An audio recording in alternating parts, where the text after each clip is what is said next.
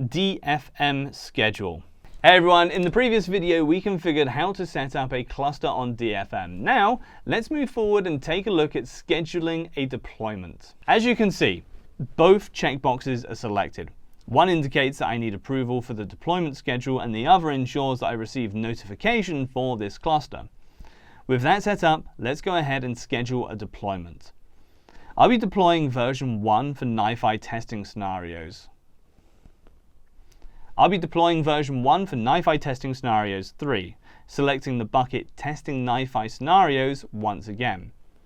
I land on the summary page, which provides all the key details, such as the selected cluster, flow name, registry URL, NiFi URL, and selected version, the flow state after deployment, and the scheduled deployment time. Once done, I land on the summary page, which provides all the key details, such as selected cluster, flow name, registry URL, NiFi URL, the selected version, the flow state after deployment, and the scheduled deployment time. Now, if I go ahead and click on schedule, the deployment gets successfully published. At this stage, I have multiple actions available. Since approval is required for this deployment, I can either approve the schedule, reject it, edit it, or even review the changes I've made in this particular schedule. That's how simple it is to manage deployment scheduling in DFM.